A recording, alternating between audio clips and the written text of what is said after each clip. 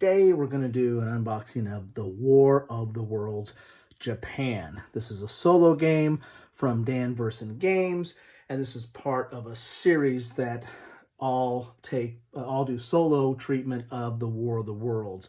I think there was like East Coast United States, there was United Kingdom, and there's Japan. There might be another one in there, maybe France, but those are the ones that I know about.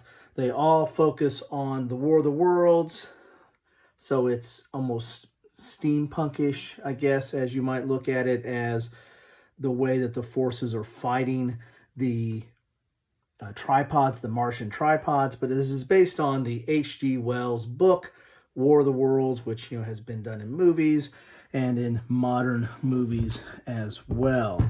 If you look at the back of the box here, the War of the Worlds is directly based on the famous novel by H.G. Wells. The War of the Worlds is a solitaire game. You take the role of the commanding Japanese military forces in a desperate attempt to defeat the invading Martian tripods while the game system controls the Martian forces.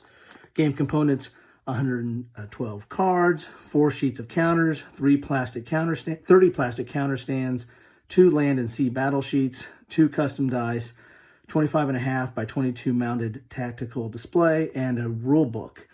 I got this on sale at NWS Wargaming Store. If you go back a few videos ago, I talk about where I get my games, or especially my war games, and I try to focus on a friendly local gaming store is where I try to get most of my stuff.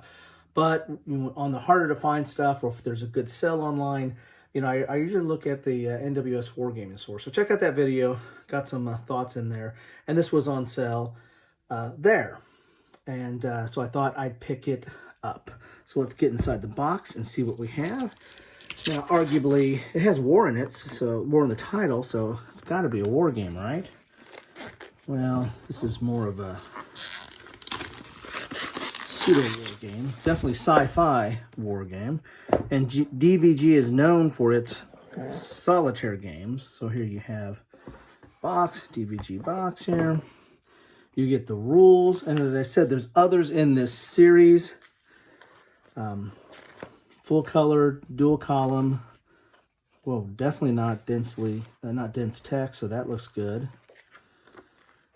It looks kind of traditional DVG fashion of how they explain their solo games. It looks like it's card driven,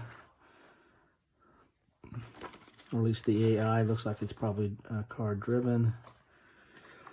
And in each of the series are a little bit different because there's different maps, there's different capabilities of the different countries. And I think Japan, because of its long, narrow island, it's kind of forces you to make some different tactical decisions the way the forces are kind of bunched up. I think it also has some limitations on, resources and the strength of the units and stuff like that, but haven't got into this yet.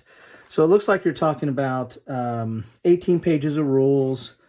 There's some scenarios that start on 19 and 20, so 2 pages of scenarios, but about 18 pages of rules, and some of those rules are optional there. So actually, it looks like there's only 16 pages of rules, so you get some credits and scenarios. So about 16 pages of rules, and again, not dense, dual column, color, looks good. There comes along with a mounted map board, which is going to be a map board of Japan. Woohoo. There you have it. And you have some game tracks on here to keep track of things. And here's your sequence of play, which is always nice in a solo game to have a sequence of play right there on the board. So the board looks nice. And again, it's kind of that little bit of a steampunk, because this is, I guess, pre-World War I or post-World War I, but definitely pre-World War II. And here's your alien units that are coming to attack. It looks like you have some guns there. Encounters decent stock, decent thickness there. And they're like pre-rounded, so you're not going to have nibs or anything like that on there. So these are probably your different forces. It looks like you've got some ports here. Again, I have not played this game, so I've watched a few playthroughs just to get a feel for it, and it looked interesting enough to try out. Plus, how can you go wrong with a solo game, right? So, interesting looking counters. You can't really tell a lot from what you see from the counters. And these are probably the battle boards. I guess it's my understanding that once you enter the same hex as or same space as a Martian tripod, there's combat. So these may be different terrains. That kind of reminds me a little bit of Titan. This must be a coast. The old Titan game where you go into a hex and then pull out the terrain. So here is the League of Terran Nations. A little chart here, player aid. These are all one-sided.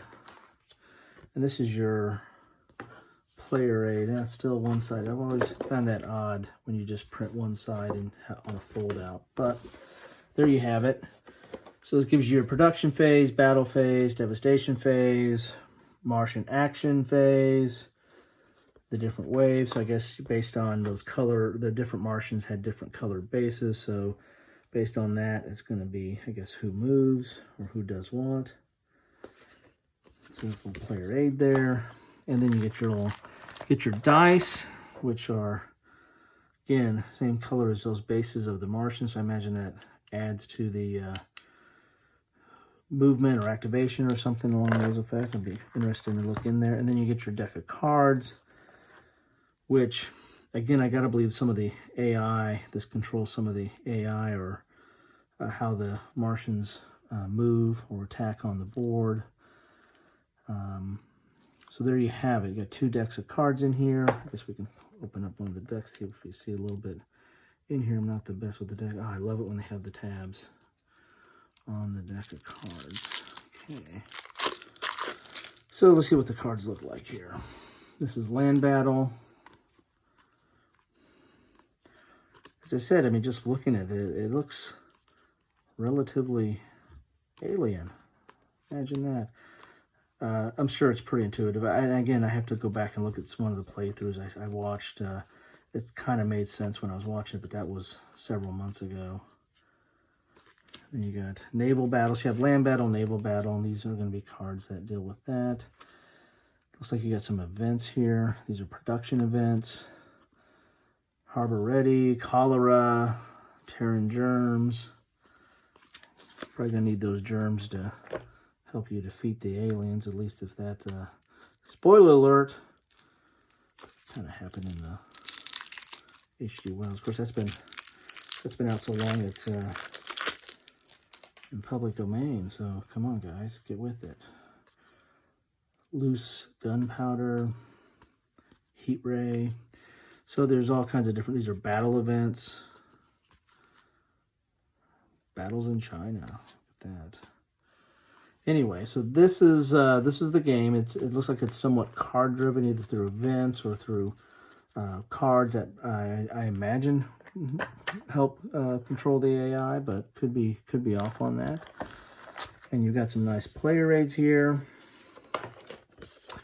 and your battle boards maybe this is harbor or coast, and this is everywhere else, and your counters, which are just images, not so used to having units with numbers and stuff. There's some numbers on there, but I can't believe that is for combat factor or anything like that. So there you have it. There's your counters. You get a mounted board, and you get the rules. And that is War of the Worlds Japan. If you like this, please like. If you've played this game, please comment. I'd like to know about this game, especially how this game compares with the other ones like the UK or United States or any other ones in the title. And if they play differently, love to hear the comments on that. I'd like to hear some comments on what I should expect from this and maybe watch out for, or what should I be looking for in this game. If you want to see more or like to know what's coming up, please subscribe. As always, thank you for watching, and I hope this was helpful.